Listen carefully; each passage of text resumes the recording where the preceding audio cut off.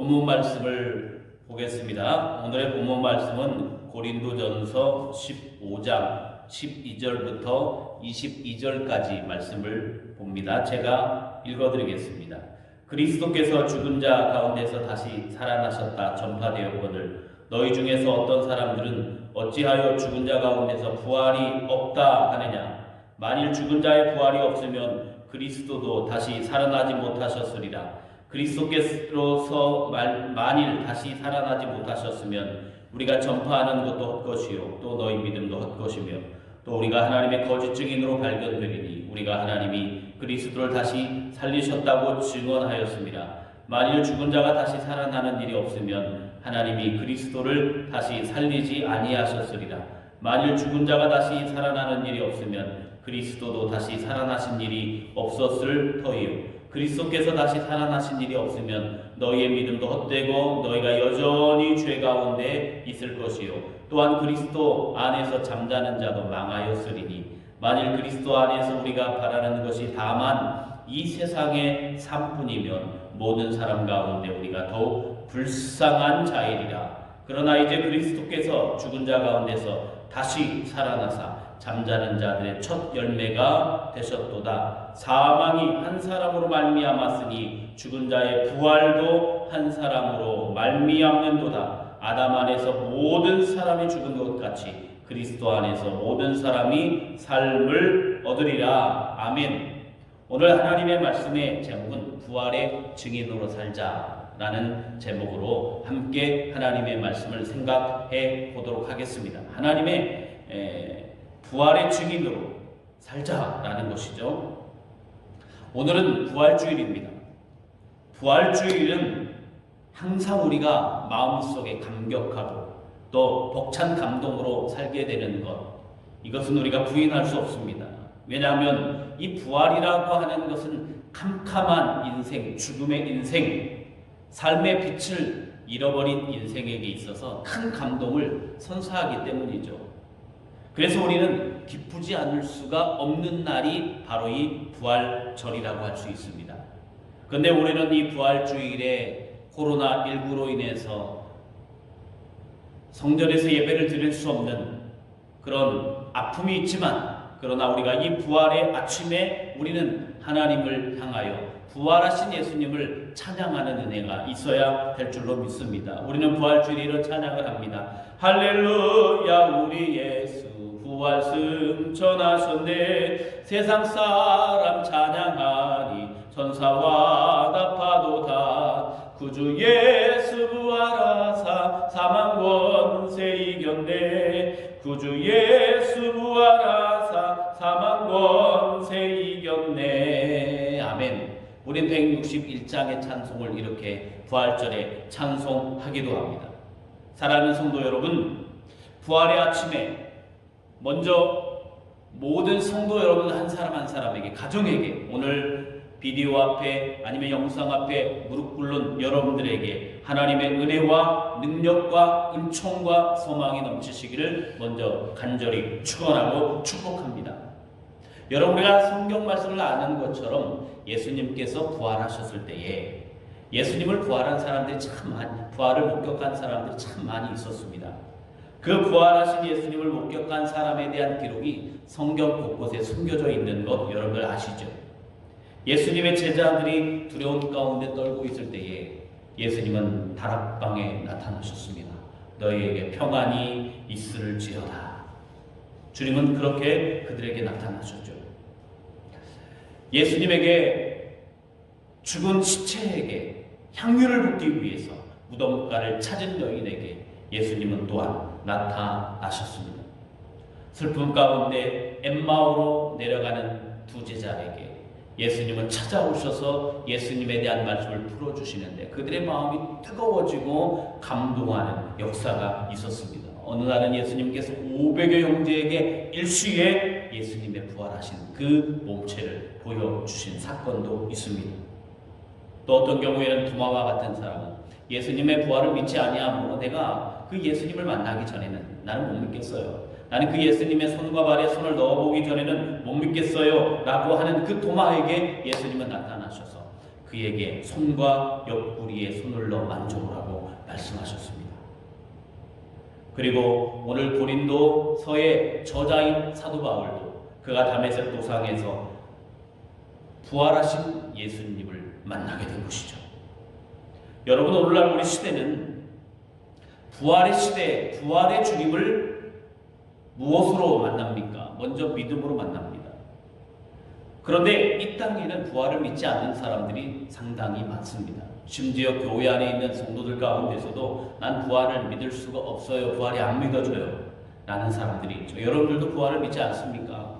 기독교의 핵심적인 교리인 이 부활을 믿어야 돼요. 이 부활의 의미를 발견할 수 없으면 그 부활의 능력을 깨닫지 못한다면, 이 중심적인 교리를 여러분들이 깨닫지 못한다면 여러분들 진정한 신앙인으로 말할 수 없습니다. 그러므로 오늘 이 부활주의를 맞이해서 부활주일에 우리는 부활의 사건을 전적으로 우리를 위해서 주신 하나님 사건, 인간들 때문에 인간들에게 목숨을 주신 하나님의 아들이신 예수님께서 죽으셨다가 부활하신 사건, 이 사건이 나와 어떤 관련이 있는가, 이것을 여러분들이 깨닫는 은혜가 있었으면 좋겠습니다. 그러므로 부활의 의미를 알아야 될 텐데, 우리가 부활의 증인으로 살려고 한다면 부활에 대해서 알아야 돼요. 그러면 예수님께서 부활하셨는데 그 부활이라고 하는 이 사건으로 연결하는 성경의 사건, 왜 하나님은 이런 사건을 통해서 우리에게 오늘 구원을 주셨을까?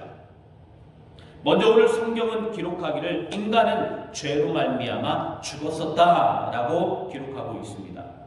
우리 인간은 아담이 범죄한 이후에 죽었습니다. 하나님은 선악과를 따 먹으면 너희가 정령 죽으리라 말씀하셨죠. 그런데 아담과 하와가 어땠어요?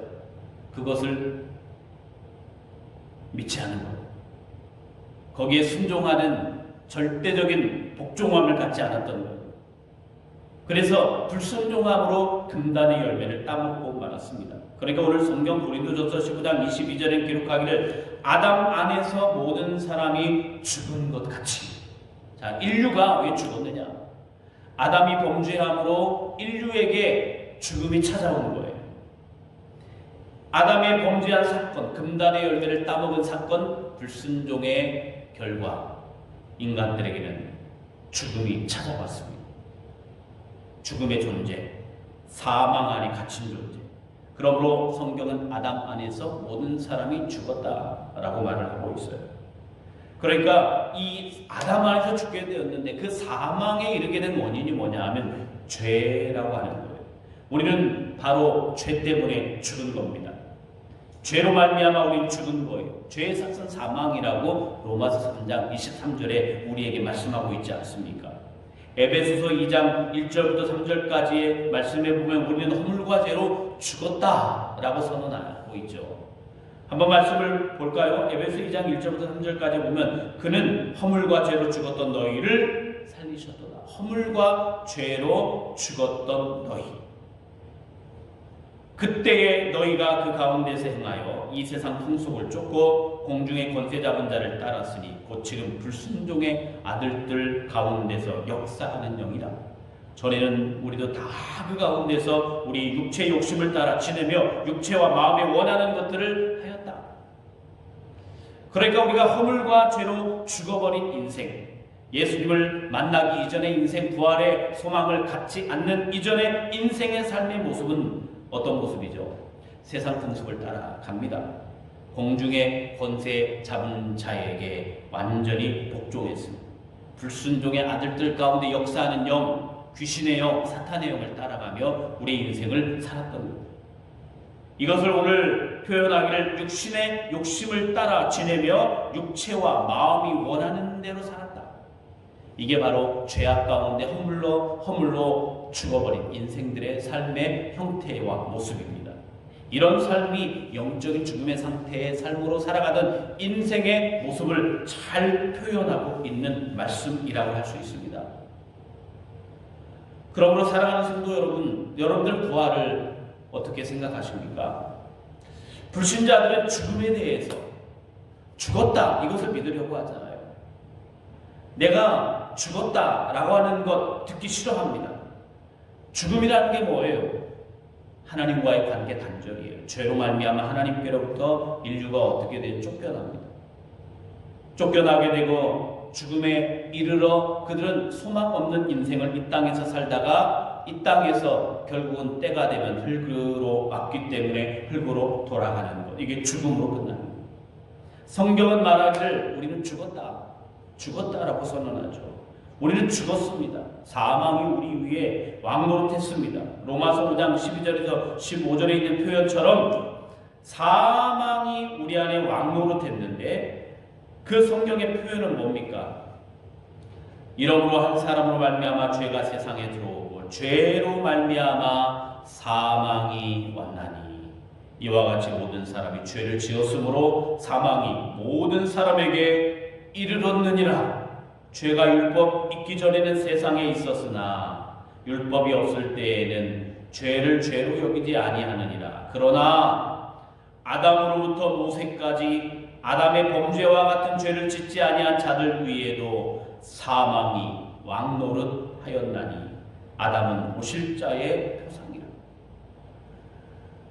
아담으로부터 모세까지 아담의 범죄와 같은 죄를 짓지 않는 인류들 사람들 위에도 사망이 왕노릇하고 있었다 라고 성경이 표현하고 있습니다. 그래서 사망이 우리 왕으로 왕노릇하고 있었던 거예요.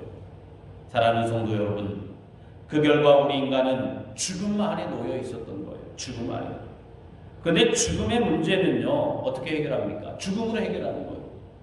죽음은 죽음으로 끝이 납니다. 이 죽음의 상태인 우리의 모습, 우리는 죽어야 할 수밖에 없는 인생이었다. 죽음의 비참함에 헤매고 있는 우리의 영적인 상태에 대해서 눈치를 채야 돼요.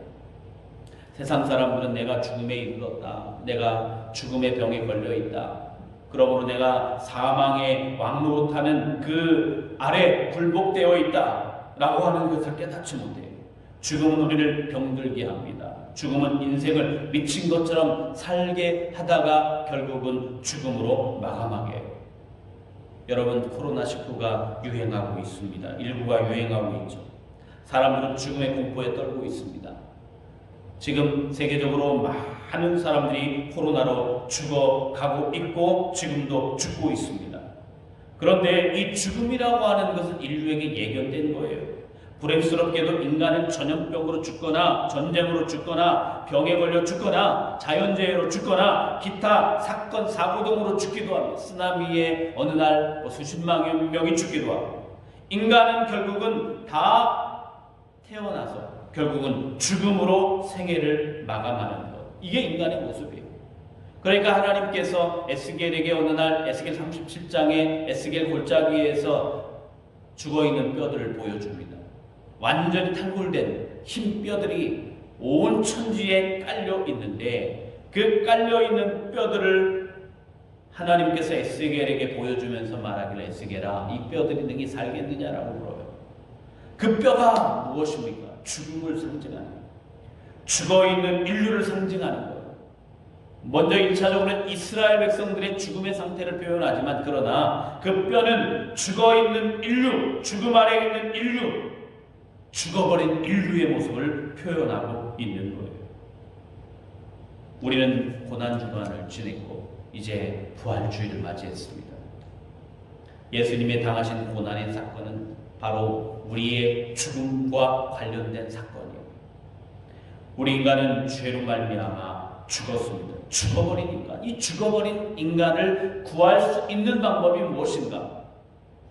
이 죽어버린 인간을 살릴 수 있는 방법이 무엇인가? 죽음과 사망의 공포에 떨고 있는 인류를 구원할 방법이 무엇인가? 이 구원의 방법이 바로 예수 그리스도의 구속의 사건이에요.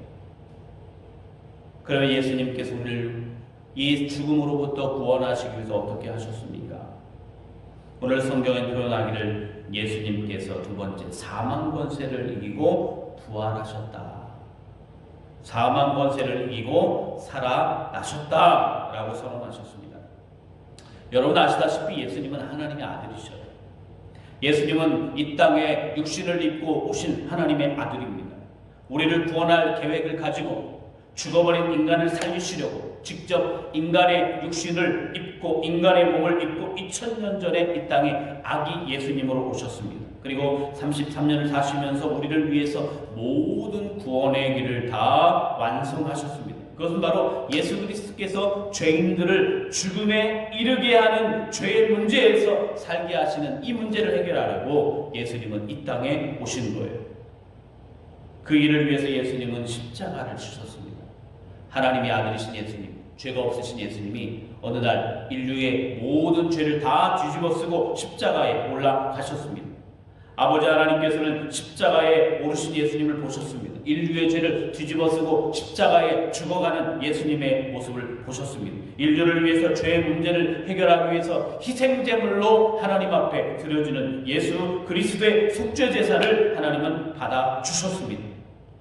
그리고 예수님은 십자가에서 우리의 모든 죄를 대신해서 죽으심으로 완전한 속죄 제사를 완성하셨습니다. 이제 더 이상 우리가 죄를 위해서 속죄 제사를 드리지 않아도 하나님의 영원한 속죄 제물 되신 예수 그리스도, 그 예수님을 믿음으로 말미암아 우리의 모든 죄가 다 용서함을 받아요.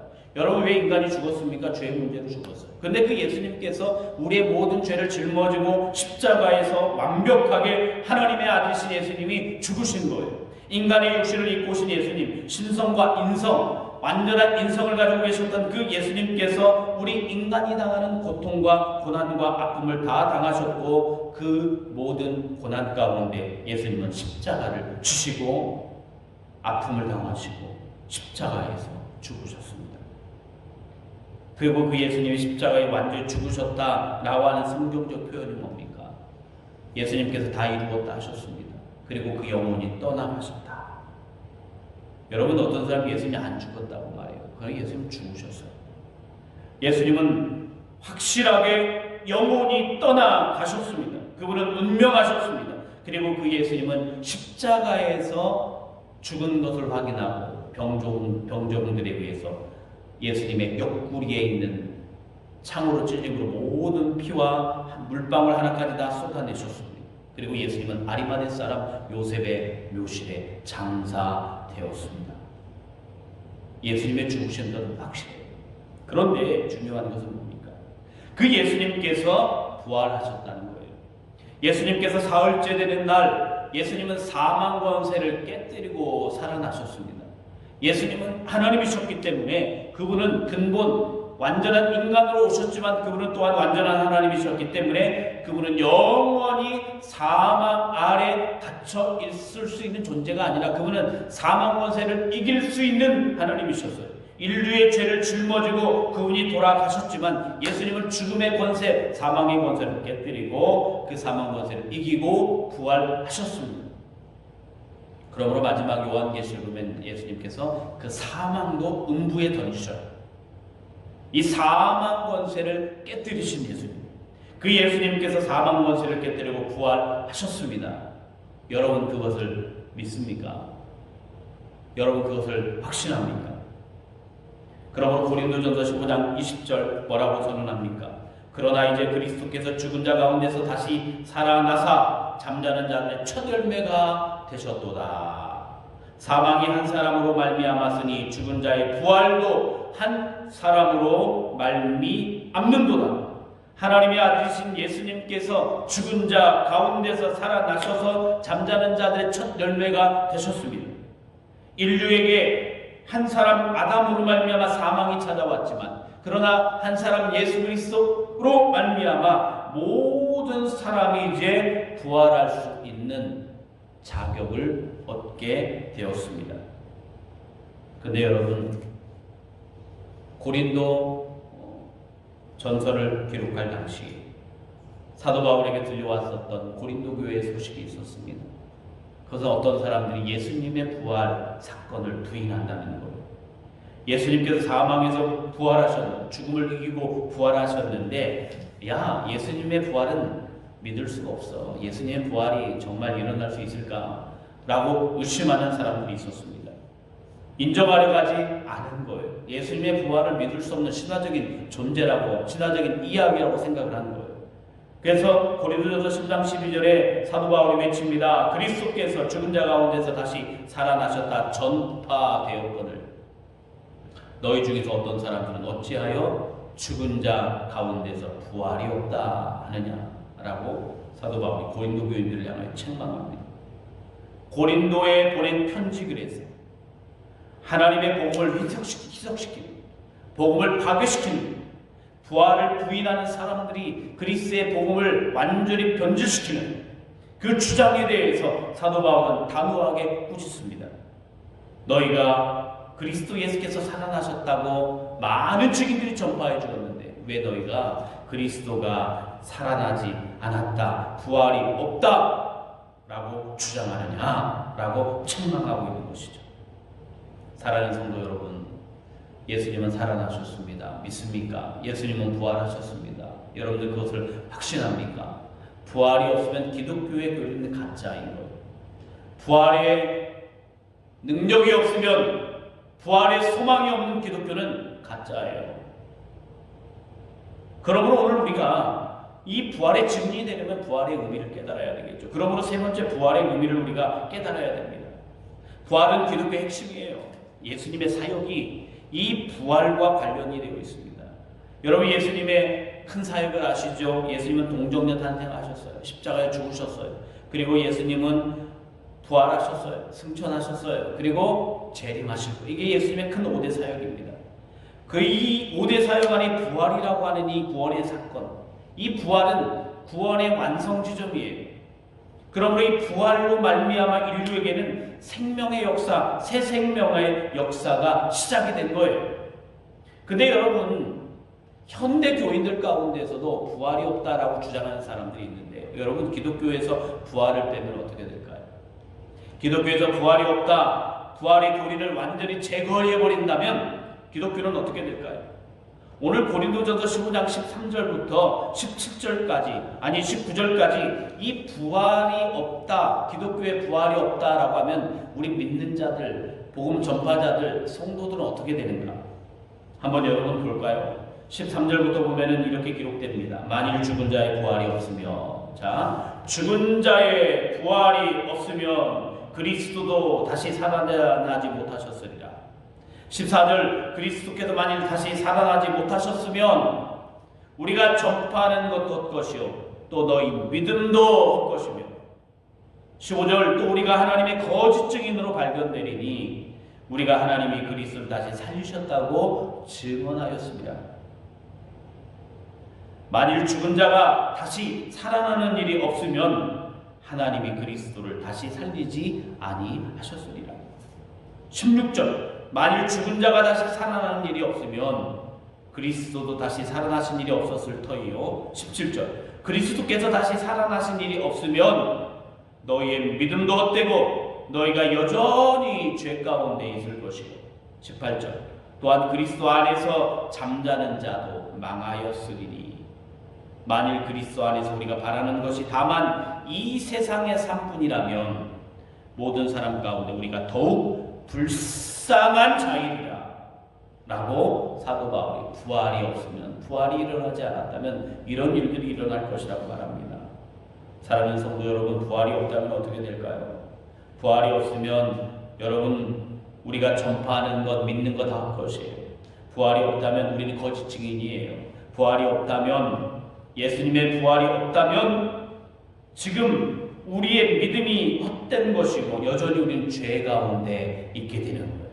부활이 없다면 우리는 특별히 예수님을 믿고 죽은 사람들, 잠자는 자들도 망하였으리라. 이 말은 예수님 믿고 죽었던 사람들, 이 사람들이 부활의 소망 품고 죽었는데 이 사람들도 다 망하였으리라는 말이에요. 또 중요한 게 뭡니까? 부활이 없으면 소망은 이 세상뿐이 아닙니까? 그러니까 이 소망이 이 세상에 있지 않다, 하늘에 있다라고 믿는, 예수 믿는 사람들은 이 땅에 아무것도 재미있게 살지 못하고 가니까 결국은 가장 불쌍한 존재들이 된다 이 말이죠. 여러분, 우리는 불쌍한 존재입니까? 여러분들 불쌍한 존재입니까? 여러분 부활이 없습니까? 부활이 없어서 여러분들이 믿는 것이 헛된 것입니까? 아니에요. 여러분, 부활이 없다면 우리는 교회 나올 필요가 없는 거 아니겠습니까? 부활이 없다면 우리가 왜 예수님을 믿습니까? 예수님이 부활하셨기 때문에 우리는 그분을 믿어야 되는 거예요. 그러므로 반대로 부활이 사실이라면 오늘 성경에 표현하기를 예수님의 부활로 말미암아 우리가 살아났다라고 말합니다. 고린도전서 10장 20절에 선언합니다. 그러나 이제 그리스도께서 죽은 자 가운데서 다시 살아나사 잠자는 자들의 첫 열매가 되셨다. 여러분, 첫 열매가 나오면 두 번째, 세 번째 열매가 나와요. 죽은 자들, 잠자는 자들, 죽은 자들, 잠자는 자들의 첫 열매가 되셨어요. 사망이 한 사람으로 말미암아 들어왔지만 한 사람 예수님으로 말미암아 이제 부활이 찾아왔습니다. 그리스도 예수 안에서 모든 사람이 다시 살게 되었습니다. 삶을 얻게 되었습니다. 그러므로 부활의 사건은 우리가 살아난 사건, 생명의 사건이 된 거예요. 예수님께서 살아나심으로 말미암아 우리가 살리심을 받게 된 거예요. 부활하신 예수님 때문에 인류는 더 이상 사망 아래 있지 않습니다. 인류는 더 이상 사망으로 고민하지 않습니다. 인류는 죄의 종노릇 하지 않습니다. 인류는 더 이상 죄의 형벌 아래 갇혀있지 않습니다. 인류는 생명의 역사가 그들에게 영생의 능력으로 역사합니다. 그러므로 부활은 우리에게 생명의 역사를 일으켜요. 그래서 오늘 우리에게 성경은 뭐라고 말할까요? 우리가 부활의 증인이 되어야 돼요. 사도 바울도 부활의 증인이었습니다. 우리는 이 세상에 부활의 증인이 되어야 합니다. 부활을 믿지 않는 사람들, 부활이 없다라고 말하는 사람들. 그러나 우리는 반드시 죄인들에게 부활이 없다면 사망의 역사가 영원히 여러분들 안에 왕노릇하는 거예요. 여러분, 부활의 소망을 가지시기를 축복합니다. 스데반 집사님이 순교할 때에 그는 하늘을 보았습니다. 부활하신 예수님께서 하나님 보좌 우편에 앉아 계셔서 스데반이 순교의 현장을 바라보시면서 보좌에서 벌떡 일어나셨죠. 그때 예수님께서 하늘에 계신 것을 스데반이 바라봅니다. 그리고 하늘을 우러러 기도하기를 아버지 하나님, 저들이 알지 못하고 이런 일을 저지르고 있습니다. 고백했었죠. 저들의 죄를 용서해달라고 스데반 집사가 기도합니다. 그 이유가 뭐예요? 부활의 소망을 보았기 때문이에요. 부활하신 예수님을 보았기 때문이에요. 그러므로 부활은 온 세상에 알리는 예수님의 중요한 사역입니다.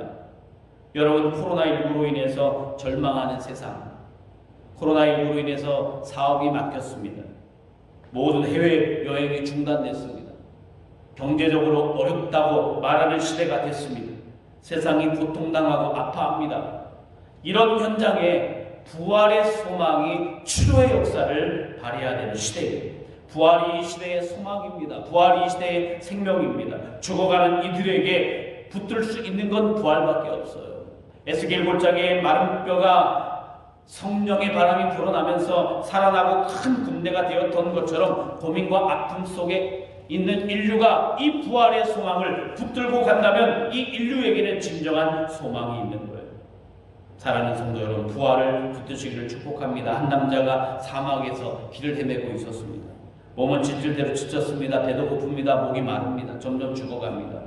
그런데 그 눈앞에 야자나무가 어렴풋이 보이기 시작합니다. 그리고 어떤 물소리가 들립니다. 그는 오아시스다라고 생각을 좋아했는데 그 마음속에 갑자기 이런 생각이 듭니다. 어떤 생각이 들었을까요? 그래, 사막에 가다 보면 너무 배고프고 힘들고 지치고 그리고 착각 현상이 있는데 오아시스처럼 보이는 신기루 현상이 있어요. 저건 신기루일 거야. 신기루일 거야.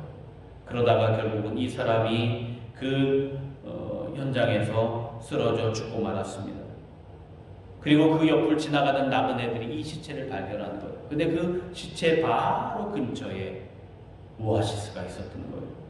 사랑하는 성도 여러분, 불과 몇백 미터에 물이 있었고 오아시스가 있었는데 이 사람은 이것을 발견하지 못한 겁니다. 아니, 발견했지만 그는 그것도 확신할 수 없었어요.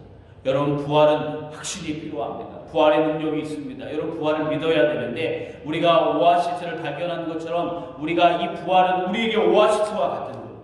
그 부활을 믿지 않는 자는 바로 근처에 오아시스를 두고 죽어갔던 이 사람처럼 결국은 가장 불행하고 불쌍한 인생이 되는 겁니다. 사랑하는 성도 여러분, 우리에게 주어진 부활, 이것을 여러분들이 믿으셔야 됩니다. 그 부활의 오아시스를 볼 줄 알아야 됩니다. 이건 신기루가 아닙니다. 이것은 우리가 반드시 붙잡아야 되는 겁니다. 죄악 가운데 사망 가운데 있는 모든 인류는 반드시 이 부활을 소망하고 부활로 살아야 돼요. 부활을 목격한 도마는 인도까지 가서 복음을 전하다가 죽어갔습니다. 그것은 그가 부활을 목격했기 때문이에요. 그가 창에 질려 죽어가면서 그는 이렇게 말했다고 역사가는 외칩니다. 나는 주님을 예배합니다. 주님이여 나는 주님을 예배합니다 라고 그는 죽어갔습니다. 왜입니까? 부활을 목격했기 때문이에요. 말틴 루터 목사님은 말합니다. 소망은 인간의 특권이다. 우리에게 부활의 소망이 있습니다. 생명의 소망이 있습니다. 하나님께서 우리에게 기뻐하시는 부활의 능력을 주셨습니다. 그러므로 오늘 부활절 이 아침에 부활의 소망에 생명의 능력을 붙잡기를 바랍니다. 생명의 부활을 소망으로 붙들고 생명의 은혜를 누리고 여러분들이 오늘도 부활의 능력이 충만한 하나님의 부활의 백성들 되시기를 예수님의 이름으로 축원합니다. 할렐루야. 기도하겠습니다. 하나님 아버지, 우리가 부활의 능력, 부활의 소망이 넘치게 도와 주시옵소서. 부활의 인생들이 되게 하시고 부활을 믿음으로 받게 하시고 부활의 생명으로 사망 권세 깨뜨리고 부활하신 그 예수님을 온전히 믿어 부활의 능력이 넘치게 하옵소서. 예수님의 이름으로 기도하옵나이다. 아멘.